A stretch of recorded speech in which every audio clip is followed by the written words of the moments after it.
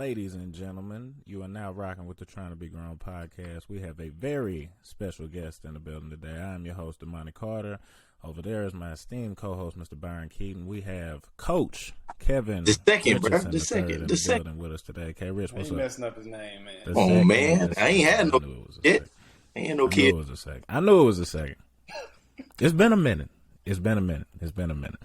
I was just I'm good, man. Living How you good, doing up bro. there, Can't complain about where I'm at right now. Just thriving and surviving. That's what's up. I think what I did is Riley is the third and K. Rich is the second. Everybody got the 2 and the 3 on the back of the jerseys. I'm messing up over here. Your host is killing it to start us off. But before we even get into the intro, Rich, you have known the both of us for a very long time, and knowing us, I need you to answer this right now. Out of the two of us, who is the most argumentative? Me or Bob? I coached you too, so I got to see you from 2 different sides. I'm gonna say you, bro. I'm gonna just say you. Thank you. I saw you argue with not only one set of teammates, but 2 completely different sets of teammates. I wasn't arguing with that set of teammates. I was cool over there. Some discussions that you didn't necessarily agree on every time that something came up, and I knew how to get going. This is the thing. You can get Byron going, but once you get going, it's not going to stop. It'll probably go on for a week. I watched y'all argue about the same thing for, I think, about 3 days straight in the same locker room. So, I mean. But that's y'all. That's what I'm saying. When it's y'all, both parties have to be involved. You'll keep going. Byron will just walk away from the situation. Damani has an ongoing 6-month argument with Brito right now. 6 months? Excuse me. Are you talking to me in that chair, knowing that you've been arguing with Chase about Russell Westbrook every day since the start of the NBA regular season? Every day.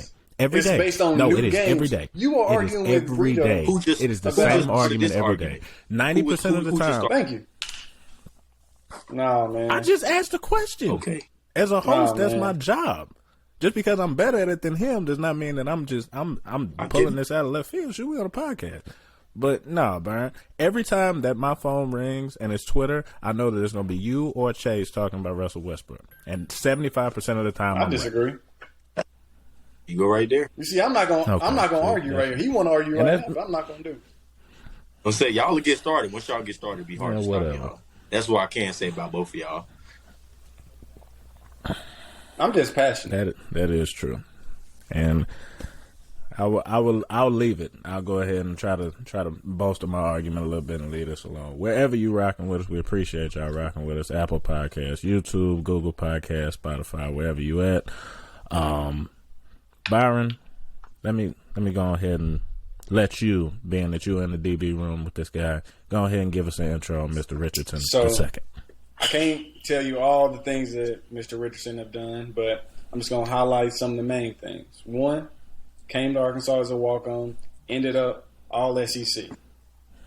Now, he's moved to the other side of the field. Well, I guess not the other side of the field, but the other side. He's now moved into the coaching realm. Has been at basically every single level in collegiate sports.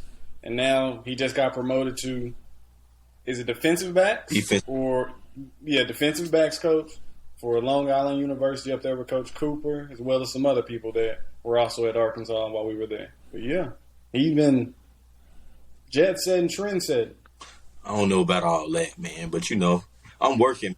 That's all it really is. It's just getting to it, man. Like I've been, once I got into it, I really can't thank like Coach Rose them enough, bro, because he really had talked me into it. I don't know if you remember, like in a interview, he was saying that he don't know what I want to do when I was done playing football. I didn't know what I wanted to do when I was done playing football. Mm-hmm. He was like, man, you make a damn good coach one day. I'm like, I ain't think nothing of it. I'm just trying to play football. Yeah. I'm just trying to get to the league like everybody else. And, it started to get real serious when you get done. And you're like, man, I don't know what I want to do. Some people go back and chase football for their whole life. And that's hard to do, bro. Like, especially after having you had a lot of surgeries. I had one major surgery. It wasn't the same after. So you had one. The money you had. Yeah, I just actually had my first surgery ever what was it, October of 2019, and I've I had had another 4. one since then. So like that's a lot of surgeries. That's a lot of body to chase football for 5-6 years after I'm done playing. I feel like it's a waste of what I could be getting to immediately. And Coach Rose, kind of threw me a lob, man.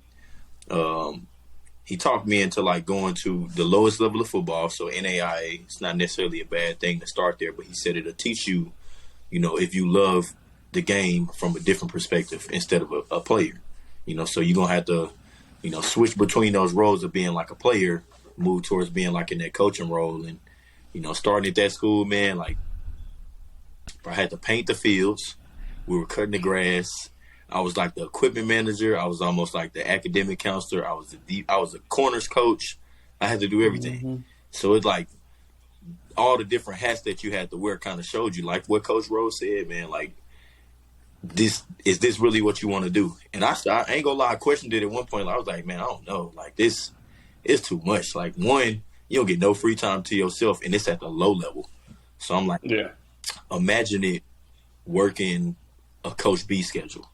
You know what I'm saying? You saw Coach B schedule as a player. You thinking, oh yeah, he's he holding us here hostage all day. No, he letting y'all get free time compared to what we had to do as a staff, bro. It's lots of hours, but like it's beneficial because like you learning as you sitting in the building every day, and it's not just like you going to work, sitting in the cubicle, punching in numbers and stuff. You going in, you kicking it, you talking about football. You building relationships with a bunch of different coaches that can help you network and get to where you really want to get to ultimately. And I could really say, bro, it's a blessing for real because I ain't think nothing about like getting the coaching for real. Now I'm making money living in New York City.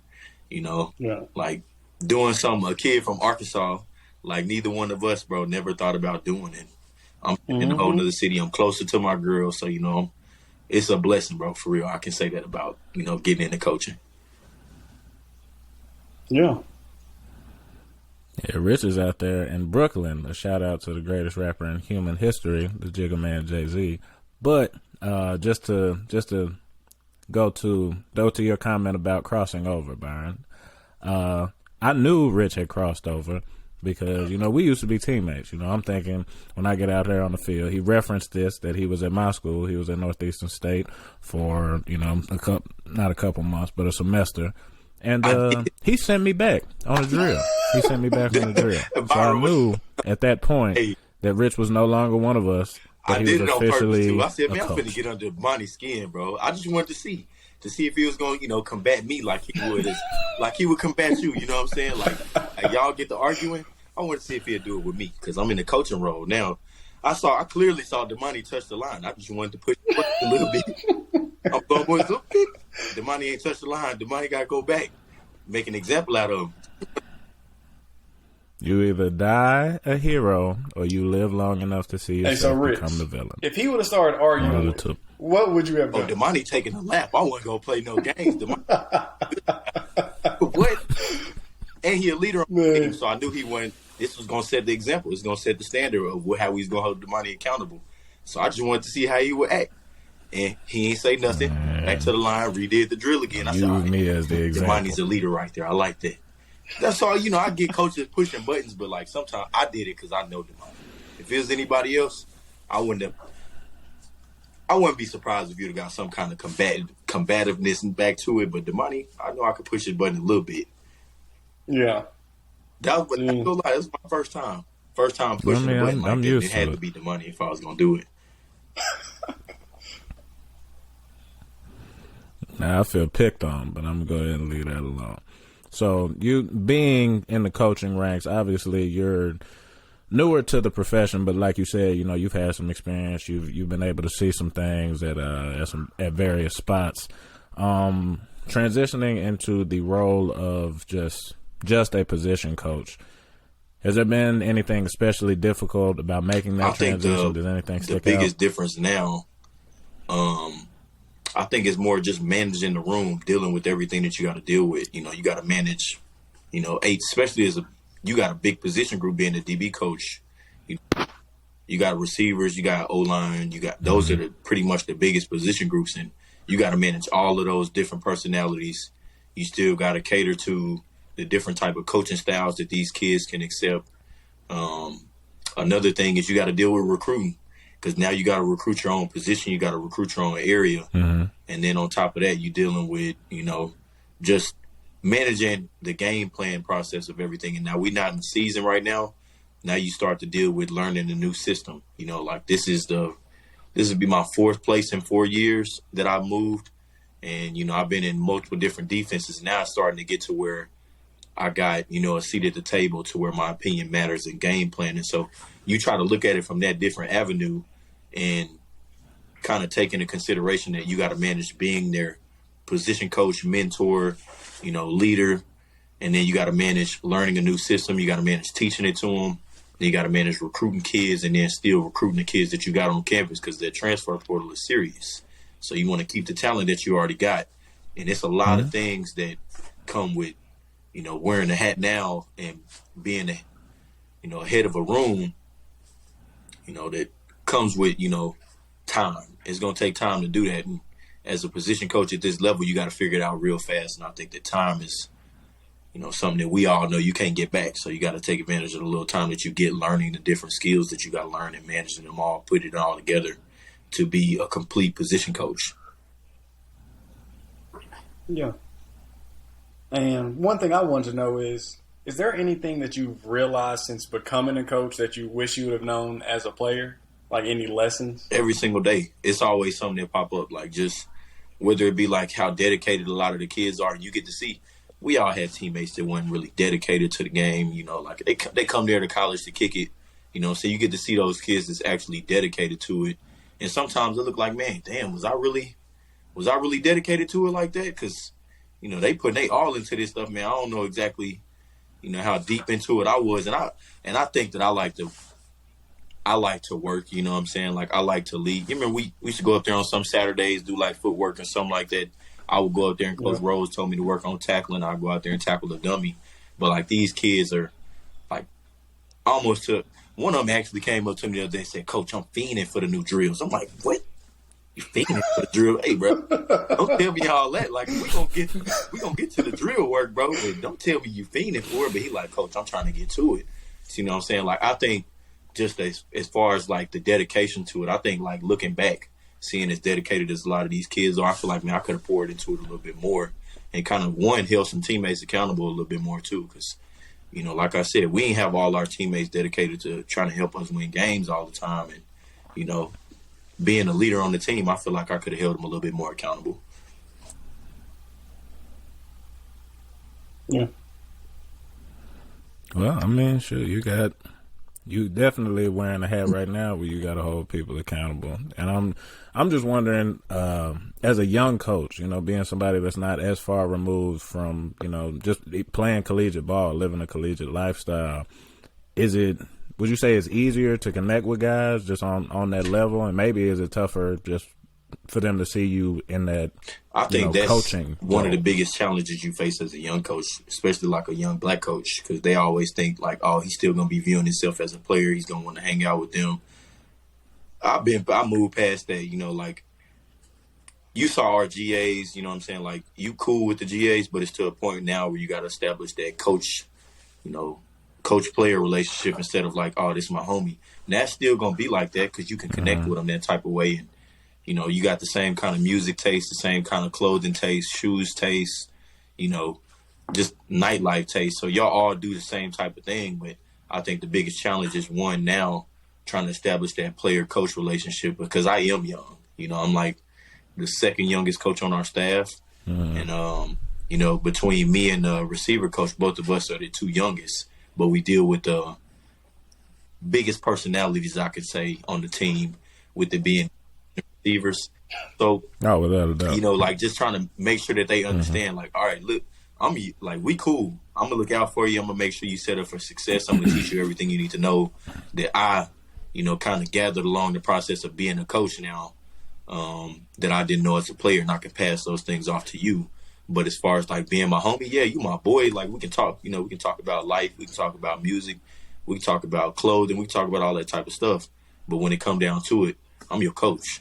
You know what I'm saying? You're going to respect my opinion. You're going to respect my voice whenever it comes to things that I'm for sure on. And you can challenge it, because everybody needs to be challenged. If you ain't getting challenged at what you're doing, and you ain't growing as a coach. But, you know, like just establishing that relationship, being so young, letting them know, like, look, I'm cool with you, but this is my job. You know what I'm saying? I'm not going to jeopardize my job for a personal relationship every single time that we get to talking about stuff. But do I want to see you have success? Do I want to know about your family life? Yeah. I want to make sure that you're having success, you know, that everything's good with you mentally, because that's a big thing now. You want to make sure kids' mental health is good. So you got to keep that player-coach relationship, but at the same time, be sure you can relate to the players. That's what I try to do. You know, I'm still young, so I look at it that way, but I still try to maintain that I'm your coach relationship too. Yeah, and so you talked a little bit about how you have to manage personalities. Kind of everybody's different. When did you realize how much of a hurdle that actually is in coaching? Did you learn that as a GA or at your time at North? When did you realize that? You know, because I would have never thought of that. I really realized it. Like, huh? Well, no, just like managing the personalities. When you think of a coach, like he's just coaching football, you're not thinking about the other part of it. Now, D-line, you can't talk about DBs because D-line, one, Damani, you've been in a bunch of different rooms. So you know what you're talking about. That's why I know what I'm talking about. You know what you're talking about. The DBs and the receivers. D-line, you know, you got big personalities in the D-line too. All I can say is that I actually learned. But not diva personality. But like, some of them. Y'all the picky, you know. I ain't going to go into too much detail about that. I'm going to answer Byron's question. Man, see, all right, go ahead. I'm not going to interrupt. I think I learned it best as a player, to be honest. Like just seeing how. You remember the story Coach Rose told us about Revis? Yeah. So that story right there really sat with me, and I was like, okay, I get it. You know, like because I approached my teammates differently. I didn't talk to everybody the same. You know, because. You know, I was a captain on the team, bro. Like, I just tried to be sure that I was relatable to everybody. You know, not just, you know, the people that look like me, the people that play the same position as me. You have to be relatable to everybody. And I think just that story Coach Rose told us about, like, Revis and how you have to manage how you coach kids and how you, you know, deal with their different types of learning styles. I think that right there taught me, you know, that's in 2016, 2017 when he told us that story. You know, I think I learned then, like, how to manage different personalities, and like you have to be open and comfortable with everybody in the room to be able to have a conversation that, you know, will make sure that everybody is everybody. You know, like you can't treat everybody the same in the aspect of like, I'm gonna coach you hard, I'm gonna be able to cuss at you, I'm gonna be able to say all of this stuff to you, and I can do this to the same kid who, you know, dealing with some type of mental health issue or something going on. Yeah. You know, like there's different ways that you got to approach it, and that's why you got to manage, you know, like that player-coach person, that like personal relationship. That way you can understand when the kid's going through something, you know, like to be able to scale it back some or push a kid a little bit more, you know. So you start to develop that early in your career, but I think I learned it whenever I was a player. Yeah.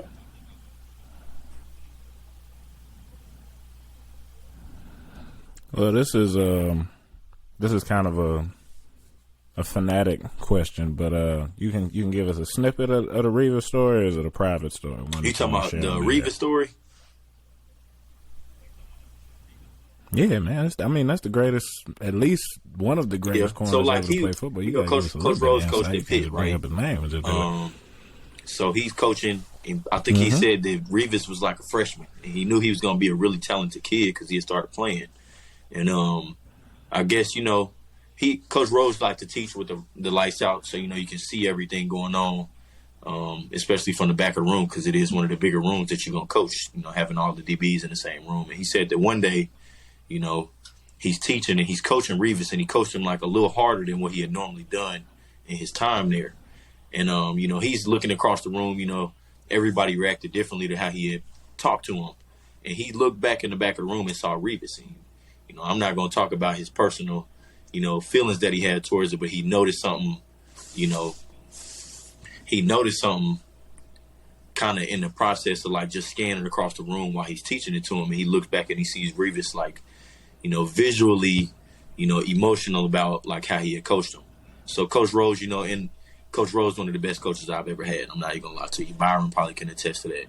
And you know how he went about managing that situation. He just walked to the back of the room. You know those Cowboys long as shit, so you can like walk across the whole room. So he walked to the back of the room. You know, he just kind of put his hand on Reva's shoulder. You know, like as he's coaching, and everybody else, you know, your eyes gonna be forward because you got to pay attention to what's going on. You know, he kind of kept them after the meeting, and he said that day he realized that you can't coach every kid the same. You know, and that one moment I was like, okay, so how he coached Santos, Andre, me, Byron, Pulley, Coley, you know, different names in that room. He couldn't coach us all the same because everybody responded to things differently.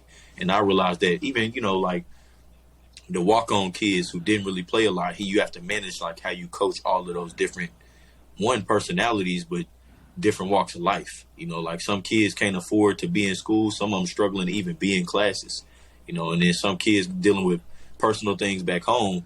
So you got to be able to manage how you approach those different kids and different personalities. And I realized that in a room full of a bunch of different kids that, all right, I can't really be talking to everybody the same either. You know, like as a teammate, you know, I know kids going to be going through things too. And I can say kids, I was old as shit. I was like fucking 24, 23. And so I learned that at that point how to manage all those different things.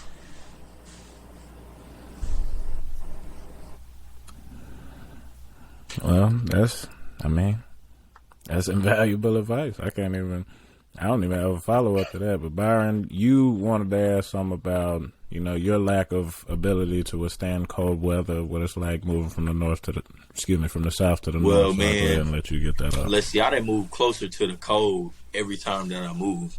So I was in Kansas City. That was my first job. It snowed. Mm-hmm. It was snowing when it wasn't supposed to snow. You know what I'm saying? Like, we dealing with snow all the time. And I moved from there and I moved to Northeastern. It didn't snow as much, you know. It maybe snowed twice while I was there.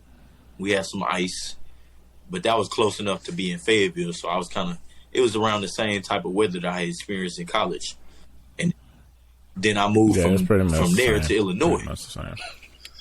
So I get to Illinois in January. The first thing they tell me, so the recruiting coordinator named Pat Emmleton, that's my guy. Today is birthday. Shout out my guy, Pat.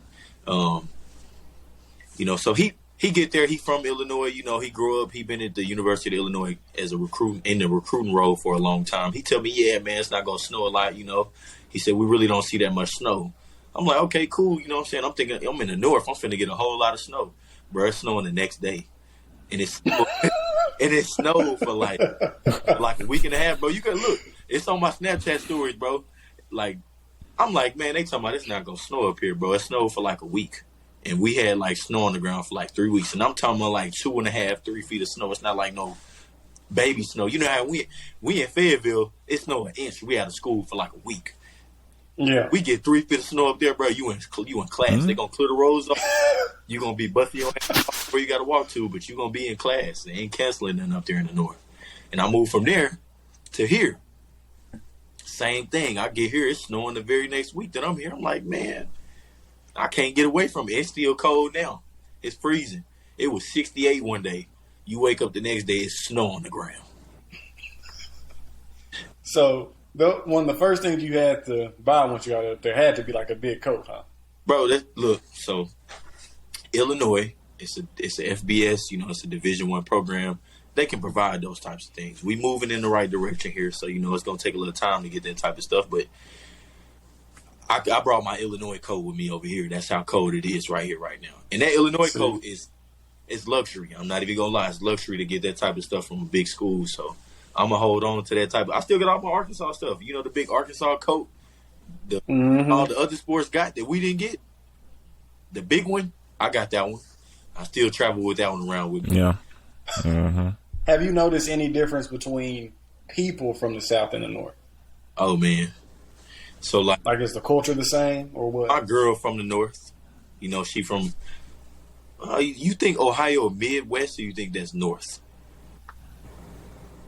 Either one fine with me. It's North. It's in Arkansas. I've heard both. North.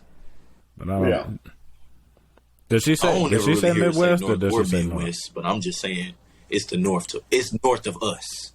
Yeah. You know what I'm saying? It's north of us. So anytime I think about people from the North. For sure. They rude, man. I ain't gonna lie to you. They rude. It ain't no manners. It ain't no manners up here. It's like walking in New York, bro. I don't know if y'all know about traffic for real.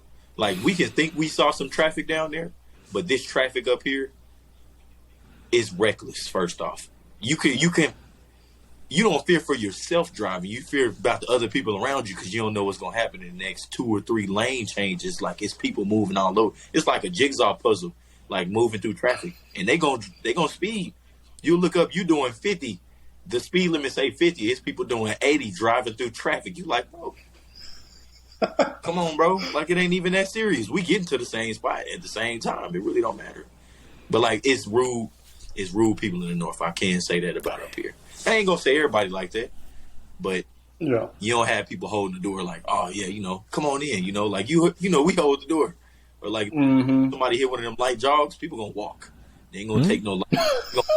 At that point, I'm like, I'm gonna let the door go slowly, but I try to be nice, trying to keep my Southern hospitality. It's hard to do up here. I'm trying not to adapt to the North. I'm trying to keep my same Southern hospitality while I'm up here.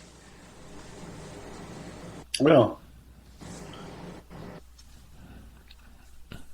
we are certainly glad to hear you doing well, and especially as a young black coach in the space, we wish you all the best. And for all of the black coaches out there, you setting an example, so props to you for that.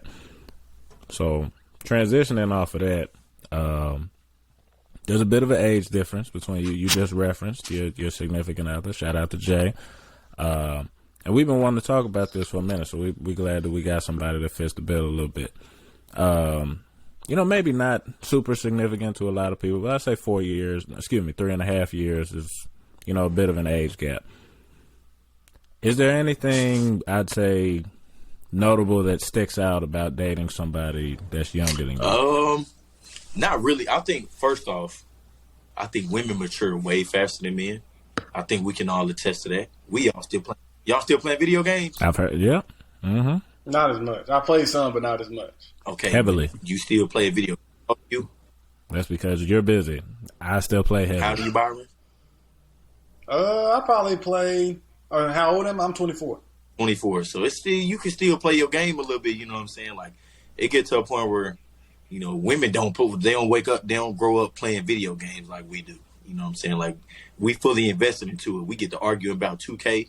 Yeah, I know y'all argue about 2K, about Madden, about all of that type of stuff. So, I mean, I got film on him. It's pretty film. I ain't gonna say nothing else. I ain't gonna say nothing. I almost jumped on you, Damani. I was gonna push the button. Gonna push the button.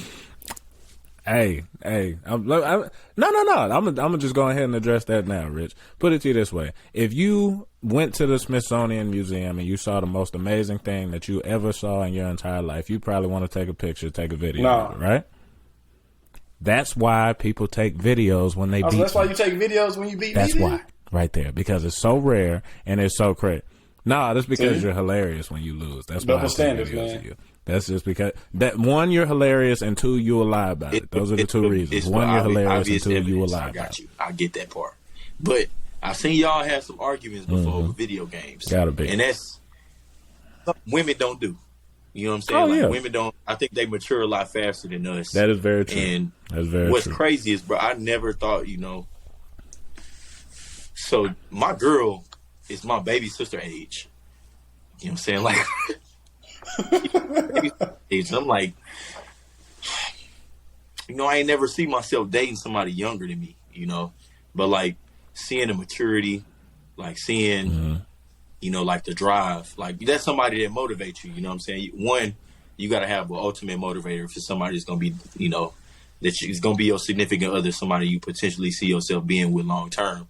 That's got to be somebody that motivates you to want more for yourself than you want for just them. So, you know what I'm saying? Like, and she do that for me. So I could say that just the maturity aspect, and then like just the ability to still be myself, to still be like K Rich, like to be playing a video game, to be goofy, you know what I'm saying? Like that keep me grounded in this super high class business world that I'm a part of. And I'm not saying that's just in every lane that you're going to walk in life, because, you still got to have some maturity. But I think dating young don't always necessarily mean dating a kid. You know what I'm saying? Yeah. Like it's to a point where like you start to, you feel that drive, like that motivation that somebody gonna give you, even if they're younger than you. Like I ain't gonna lie. No, I ain't gonna get into that. I ain't gonna get into that. Just know it's to the point where now, like I feel like that she motivated me to do a whole lot for myself, and I feel like that I gotta reciprocate that towards her because she finishing up her career. I gotta encourage her to do what she want to do long term. Shout out to them; they got a dub today. They beat my old school, Illinois. I think she down a couple shots, but I still gotta motivate her just like she motivated me to do things, and that's where you can reciprocate that energy. People talk about, you have to have a balance between like, building a relationship and just being fully invested into that relationship, and then having a life outside of that. And I think with both of us, we done been away from each other for like 4 years now, and to see that maturity level between us two, and then that motivation between us two to continue to do what we like to do is, something you got to find in somebody that's younger than you, if you're going to date somebody younger than you. So it's never like it doesn't feel like it's an age gap. Even though I know I'm old as hell, I'm like 3.5 years older than her. I got done playing at 24. I got done playing college playing college football at 24. She was 20, maybe, when I got finished. So I was old, you feel me? So I always looked at it like, well, she driving me, she motivated me to do what I want to do every single day, and then we still having fun doing it. So that's why I think an age gap don't really mean nothing. Now, get to a point. You look at like older generations now. Your grandpa probably would be like 10, 11 years older than your grandma. That's weird to me. But like this age gap now, I don't think it's that bad right now. Like just where I'm at. Do you think it changes like once you get older in age though? Like if you're 45 and you're dating someone 55, that's not that big of a deal once at that point, because you're like, right, we're both older, we're in the same points of our life. But when you're younger, especially like when you first hit 18 to 21, is kind of a gap of just like where you are mentally. See, and then you get. I get that, but think about it from this way: do you ever really see women dating younger than them?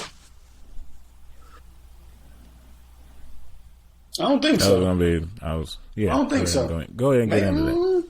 Most of the time, not. No, I don't see it that often. They always look at somebody younger than them as like, oh, that's a kid, and they always call them a cougar, right? Mm-hmm. They always call them a cougar. But you look at men, you look at them dating younger, they think, oh, that's they sugar daddy. They think stuff like that. But you don't ever look at it from that avenue from a woman. You always see them dating up. You don't ever really see them dating down. So I think the age thing really play a factor in the women instead of us. Like, because we going to be us no matter what. You know what I'm saying? We're going to keep our same. Now, you're going to mature. You're going to grow, obviously, for your relationship. But I think that's a conversation for women. I think if you want to talk age gap, that's women going to go on the rant on that one right there. I don't know if it's necessarily more common. I'm just thinking of like people that I know, and I'm thinking it's a lot more like women that date older than men that date older. And I'm trying to think of situations I can think of with both scenarios happening. But usually in the cases of people I know, it's been women dating older than them. And I guess kind of as a follow-up to that, I was told once that, like, if you date somebody that's older than you get to see, like, some of their life experiences, and they're able to better, like, usher you through those life experiences as you have them. So have you seen that, Annie? Have you been able to help her through just stuff that you've gone through, especially, like, specifically in reference to athletics, her doing her last year this year, her transition into what she's going to do next. So I think just anything like that. Looking at it from my perspective, I always think like she's already mature. Like her mom teach her everything, finances. Hell, she teach me shit about stuff that I ain't know about, So like I'm learning from her just like she learning stuff from me. But I think what she learned from me in this side of it now is just dealing with the real world, like you said, because I've been out of athletics for going on 4 years now, and I can help her manage the side of like, getting into the professional athletics world, or, just enjoying your last year, no matter how good or bad it is. 'Cause that last year we had wasn't, the best. But, that's a whole nother thing. But, like, just tell it her. That's your last year. My last year was even worse. We ain't going to talk about that. We ain't going to talk about that. But I think just talking to her about, like, just enjoying those last little moments of being a college athlete, because you important right now.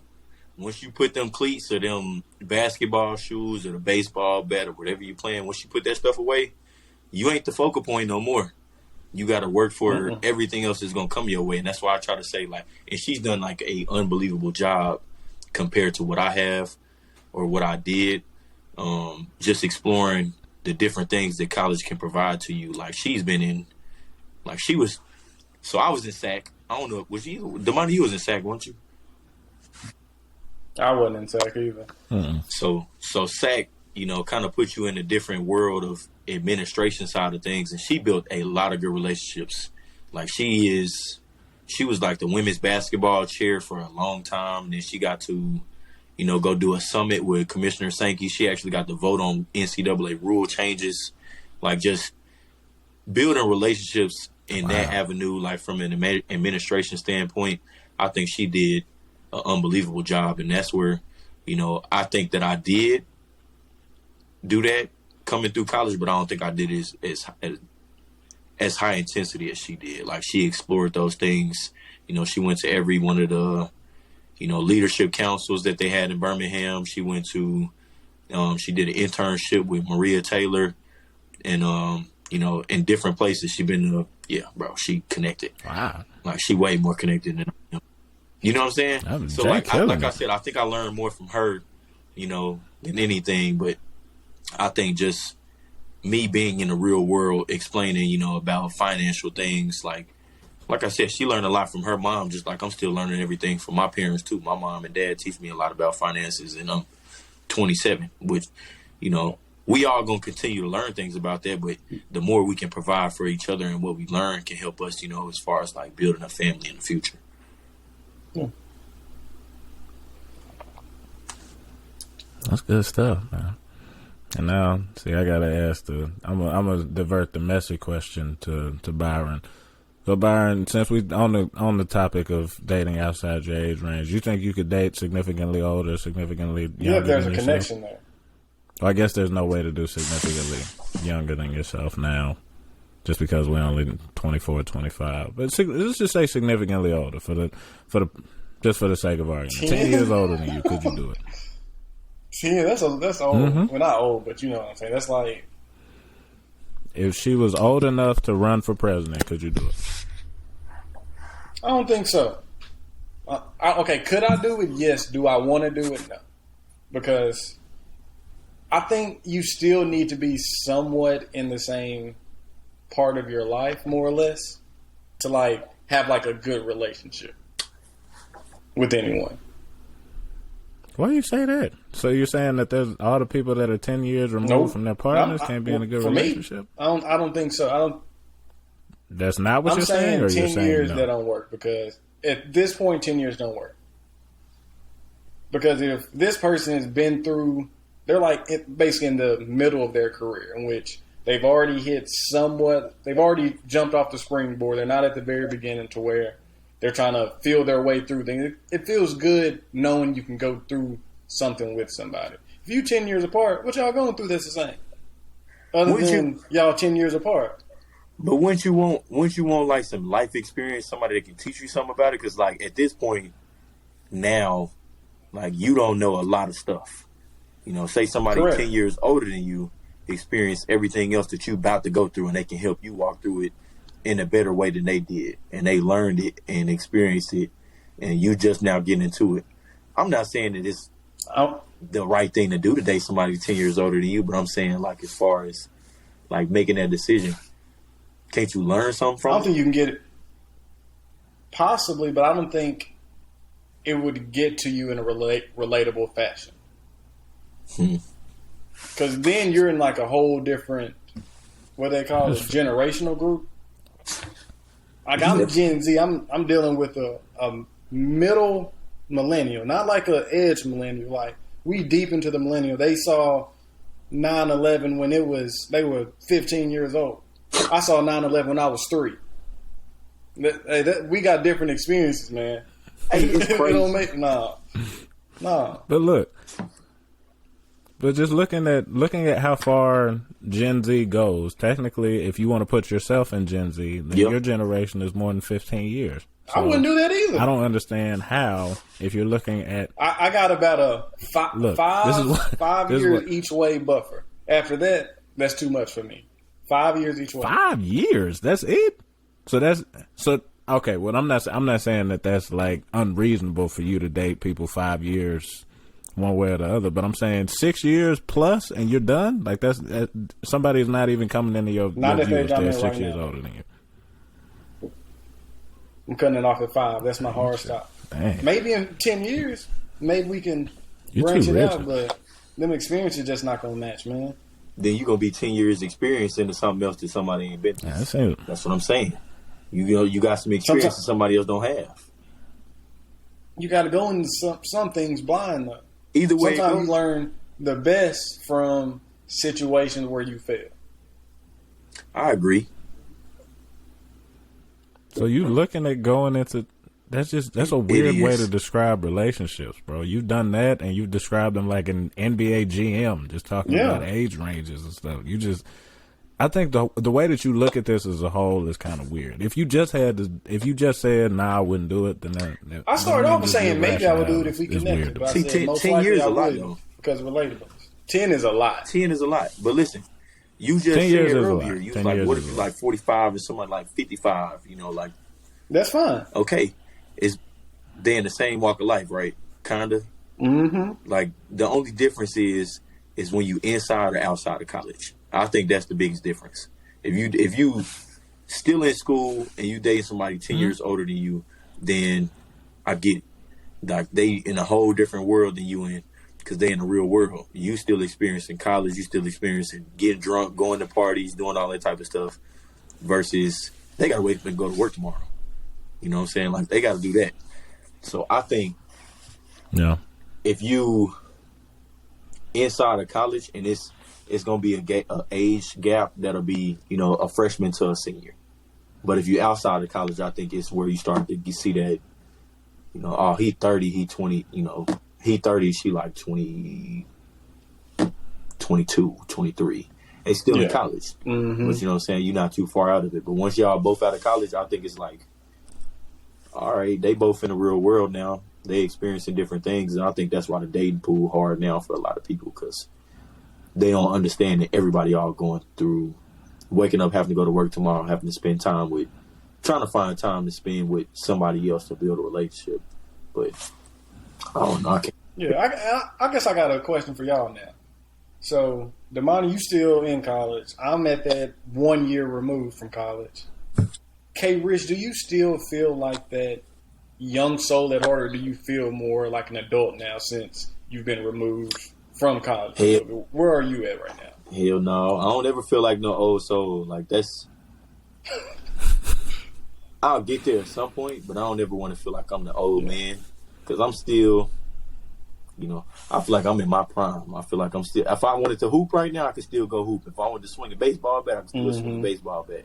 I feel like I can do those type of things, but I don't ever feel like I'm going to lose that kid. You know what I'm saying? Like, because that's how you enjoy things that's going on in life and how you view things with like an open glass. Like, because if you view yourself as an old head, you think like, all right, I'm on the backside of where I'm trying to be. You know, like you think like, all right, I need to get this, and this in order, versus I'm gonna enjoy this where I'm at right now. I think that's where you start to feel like, if you keep that youth, that's gonna keep you feeling like, keep you grounded. Now, I'm not saying you can't be mature and be grounded, but you still keep your youth. You still have fun. You still enjoy the little things that you do every day.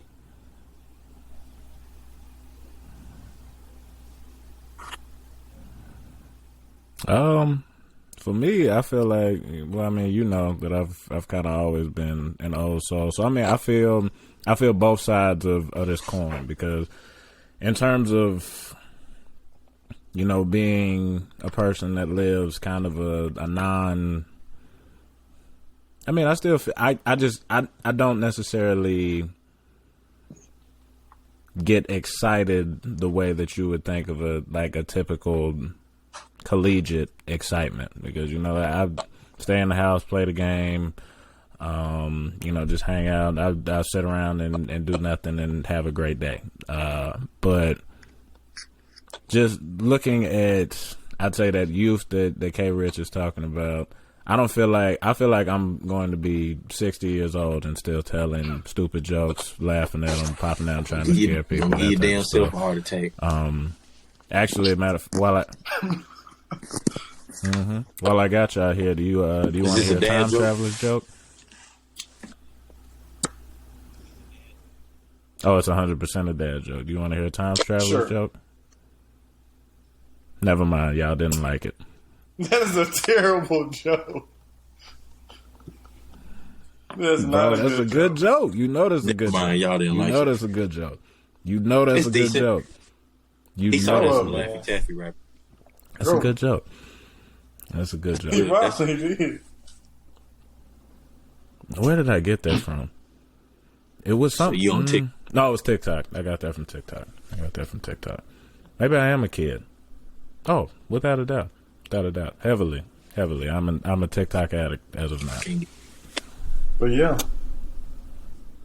But see, yeah, just going. I do stuff like that, and I will, at any given time, you can catch me riding down the street listening to the Temptations right after turning off Moneybag Yo. So that's just, it's an interesting split. And I'll be leaving work, and I'll be tired. I just want to come home. Kind of a weirdo like that. I just be, yeah. I feel people, when my parents used to come home just like they don't want to do nothing, I understand it now. Like, work will wear you out. And like when we were kids and like young, you're like, let's go do stuff. Nah, man. That energy ain't there no more. That's what it sounds. So you've transitioned into an old soul. Not yet. I'm getting there. I still hoop like 2 to 3 times a week. Work out and stuff. It's just I'm not bouncing off the walls like I used to. And I realized what my parents were going through growing up. I can appreciate that.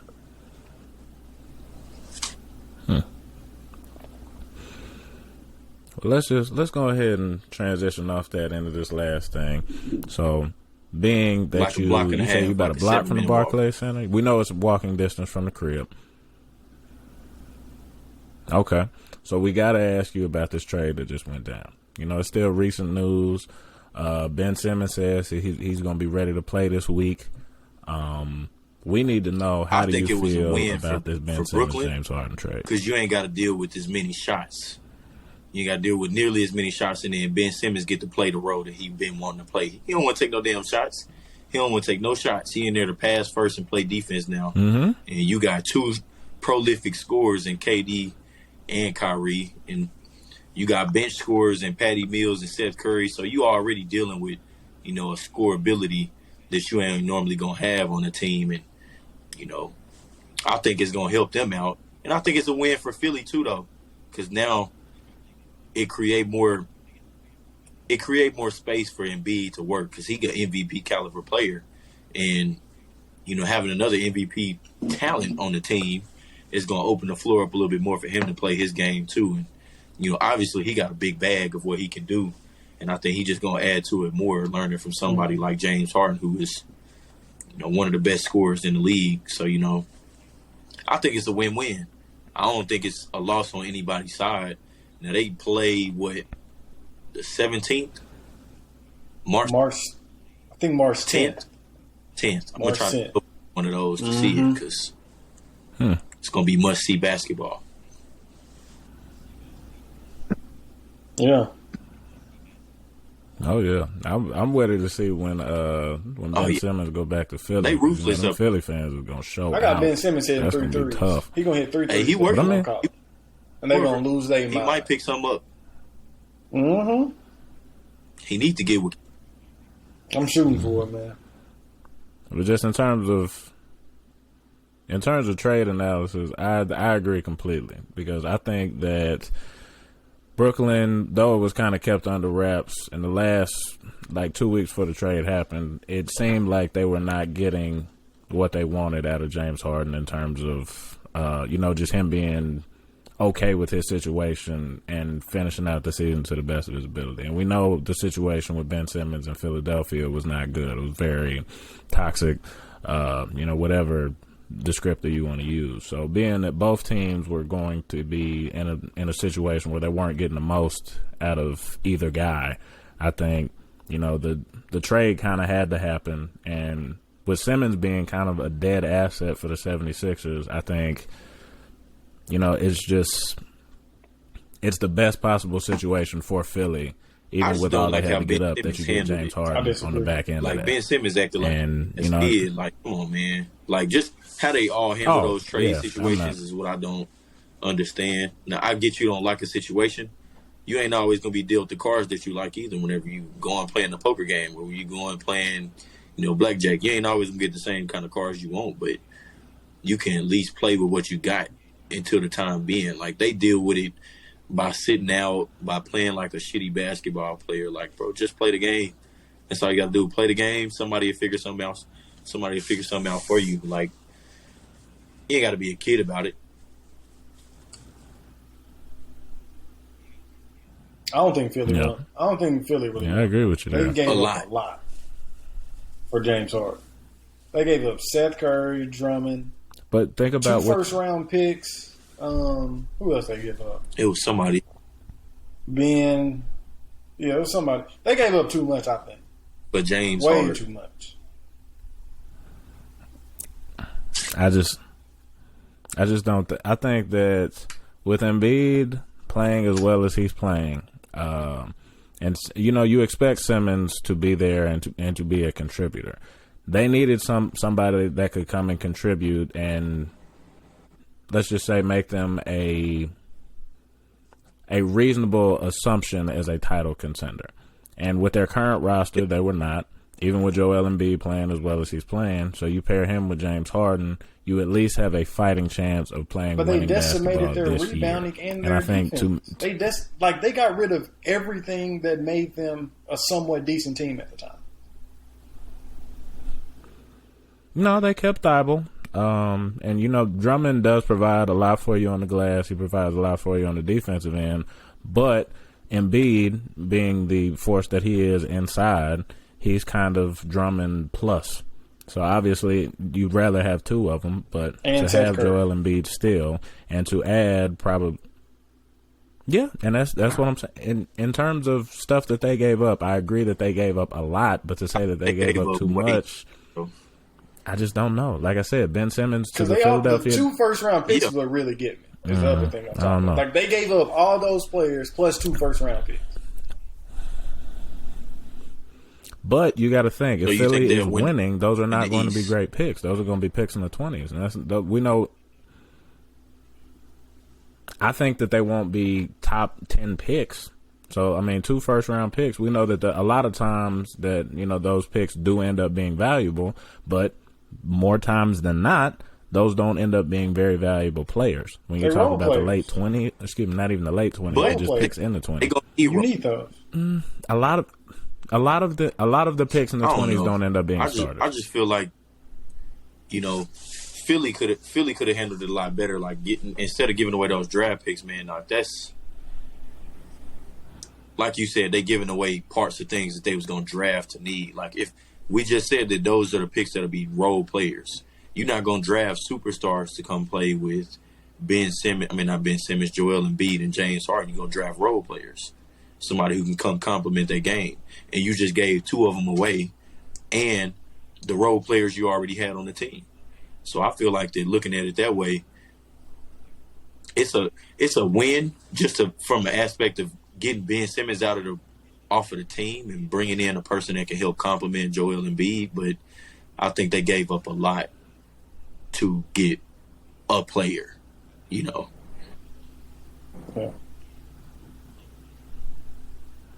But this is not just a player, James though. Harden This is James, and he went dumb for however up and down James Harden. He went. Did you see his stats from yesterday? Philly, but before that, they didn't know how great he was going to be Because he hadn't been playing well in Brooklyn the past year.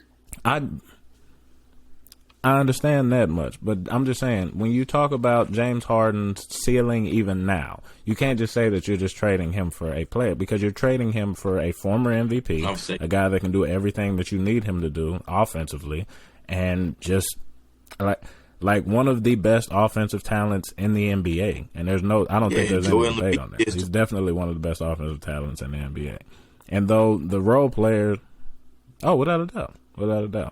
And I think the combined force of them together makes them a title contender. With Curry, Drummond, and the 2 first-round picks obviously weren't there. But I'm just saying, Curry and Drummond were not enough to make them title contenders. So you think they can win the East? James Harden makes them a title contender with Joel Embiid right now. So, yeah, who y'all last thing? Who coming out the East? I don't think they will. I think they can. Out the East. And I'm going to go with the Warriors because we just, like we discussed it earlier, they ain't at full power right now. They not at full power and they can win games. Yeah. And just looking at the West, now teams like Utah, teams like Denver, like you got young talent on them teams, or Phoenix even. Like Phoenix was there last year. Like I just feel like you still got established dominance on the Warriors team. You still got experienced finals players on that team that can help build that young talent like Kuminga. I don't even know how you say bro last name. The first one. Yeah, Kuminga. Like Kuminga. Like shoot, who else they got? They got Moody, but he started to get more minutes. And they got Aiden Jr. They got all of them. They got Jordan Poole team that they can mold into championship type players, and they already know what it takes. Yeah. You get Clay back, you get Draymond back, you get Wiseman back. That's the team that I think is gonna be the beatable team, the unbeatable team. Like the Bucks, they nice. Shout out Bobby P because that boy been hooping. But I think that's gonna be that game. I think that's the finals. Going crazy. I got Bucks Warriors too. I got Bucks Suns Part 2. I'm gonna go ahead and stamp that now. I got Bucks Suns Part 2. Chris Paul gonna come back. Chris Paul mid, man. I don't know. I think he to the age now in his career where injuries gonna start to be a factor in how long he can play in the playoffs. And I think he gonna need to be a key contributor. And we already seen D Book ain't really just showed us he know how to take over and win playoff games. He needs CP3. And if Chris Paul ain't playing, or he playing limited minutes, it can get ugly when they playing the Warriors, when they playing the Nuggets, when they playing the Jazz, when they playing the Lakers, if the Lakers make the playoff. We need them to, but, yeah, I think it get ugly whenever it's just like that. I'm gonna have to disagree there, but shit, I guess we'll see. Well, Rich, we greatly appreciate you taking the time out your busy schedule. You've been a tough man to pin down over the course of these last couple weeks. But we got you on here. And that's all that matters. We wish you the best of luck. You got anything else? We appreciate all y'all. We appreciate K. Rich for stopping by. Come back next week for the next episode. Y'all have a good one. Get out of here. Peace. Pressure get applied, is you gon' pass it, you gon' shoot, I stood tall. When you make it through the struggle and the pain, do you get your umbrella off the chance that it might rain? I stood tall. Ooh, I stood tall. Ooh, I stood tall. Ooh, you could try to count me out, but you ain't gon' ever hold me down. When I see my people going through it, I put the blame on me. And I see my homie lose his mind, but I gave him his first taste of lean. I ain't gon' lie, that really hurt me, but I had to close the curtains. And one thing I learned on Lion King is everybody gotta eat. Never tell a party, let me get a whole piece. And nah, little homie, can't get that from me. You play football, you got a bright future, you supposed to see you on the TV. And I said that's true, and I'm gon' do it, but I really gotta make something happen. And I probably could've asked my family for something, but instead I started hitting licks with daddy. I ain't gon' lie, that turned me to a savage. Really living life like a bandit. And then Murph told me, keep your head on, man, don't do nothing reckless. But now I'm older now, I'm a grown man. Go to church every Sunday, I'm a praying man. You ain't gonna never see me fall, I'm always standing. One thing I do is stick to the plan. When you make it through the struggle, you the truth. When that pressure should get applied.